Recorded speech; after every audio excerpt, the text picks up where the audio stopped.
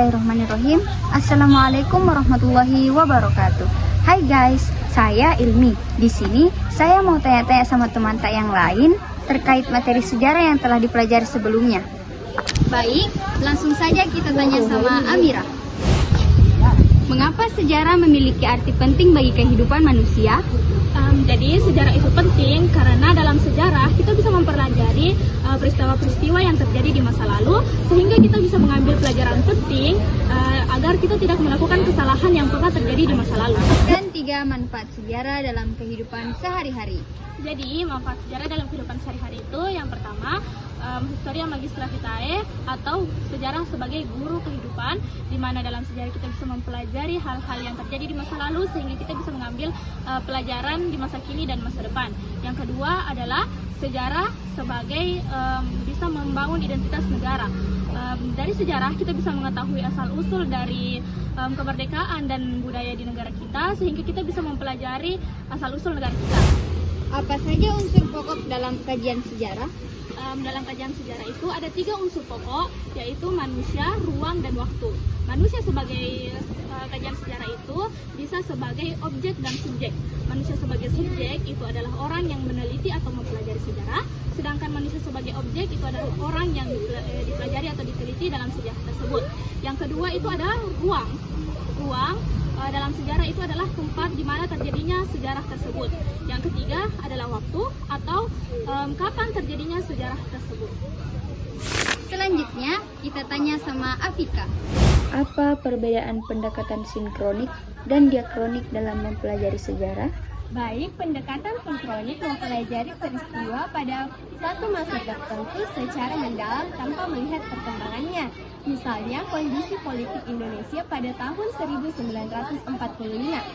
Sementara itu, pendekatan diakronik menekankan urutan waktu secara kronologis.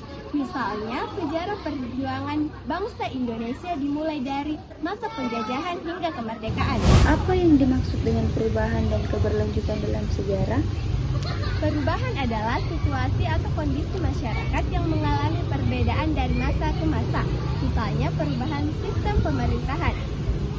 Keberlanjutan adalah unsur-unsur yang tetap bertahan meski waktu berubah. Misalnya tradisi gotong royong yang masih dipraktikkan hingga sekarang. Mengapa sejarah dapat disebut sebagai ilmu? Sejarah disebut ilmu karena memiliki objek kajian yang jelas, yaitu peristiwa masa lalu manusia. Selain itu, sejarah menggunakan metode ilmiah yang sistematis, mulai dari pengumpulan sumber hingga penulisan, sehingga hasilnya bisa diuji dan dipertanggungjawabkan. Selanjutnya kita tanya sama Harumi. Sebutkan 4 ruang lingkup sejarah. Nah, jadi sejarah itu dapat dilihat melalui 4 ruang lingkup. Yang pertama itu sejarah sebagai peristiwa, yaitu kejadian nyata di masa lalu. Nah, yang kedua itu sejarah sebagai kisah, yang dimana ini adalah cerita atau narasi dari peristiwa tersebut. Yang ketiga, sejarah sebagai ilmu. Nah, di sini kita dapat melakukan kajian ilmiah menggunakan metode penelitian. Yang keempat itu sejarah sebagai seni. Penulis sejarah harus memiliki keterampilan untuk menyusun sejarah agar dapat menarik pembaca.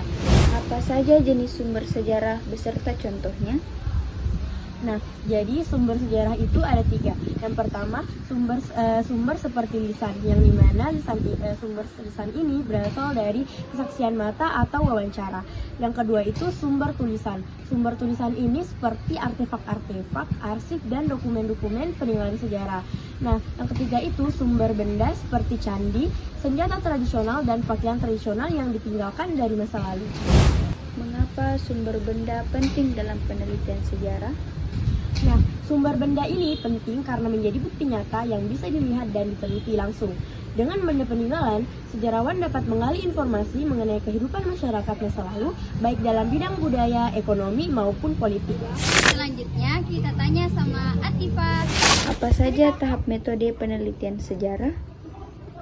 Metode sejarah terdiri atas 4 tahap. Yang pertama, heuristik ataupun pengumpulan sumber sejarah. Yang kedua, kritik, di mana ini adalah penilaian dari sumber sejarah tersebut. Yang ketiga, interpretasi. Ini adalah penafsiran makna dari sumber sejarah tersebut. Yang terakhir yaitu historiografi ataupun proses penulisan sejarah. Apa yang dimaksud dengan historiografi? Historiografi ialah proses penulisan sejarah, di mana sejarawan menyusun narasi berdasarkan fakta yang telah mereka teliti dari metode ilmiah. Penulisan sejarah ini dapat dilakukan dengan cara tradisional, modern, kolonial, ataupun dapat berdasarkan zaman tersebut. Apa perbedaan historiografi Nederlandosentris dan Indonesiasentris? Historiografi Nederlandosentris ialah penulisan sejarah berdasarkan sudut pandang bangsa Belanda pada saat itu. Nah, ini menonjolkan peran Belanda pada saat itu. Selanjutnya yaitu historiografi Indonesia-sentris. Nah, ini ialah penulisan sejarah berdasarkan sudut pandang bangsa Indonesia pada saat itu. Penulisan ini menonjolkan peran bangsa Indonesia serta para pahlawan pada zaman itu. Nah, setelah semua jawaban yang telah teman-teman saya paparkan, kesimpulan yang bisa diambil adalah sejarah penting karena memberi kita pelajaran dari masa lalu, membentuk identitas, dan memperkuat persatuan. Sejarah itu dipelajari melalui waktu, ruang, dan manusia dengan pendekatan sinkronik maupun diakronik. Sebagai ilmu, sejarah diteliti lewat sumber lisan, tulisan, dan benda dengan metode ilmiah hingga menjadi historiografi.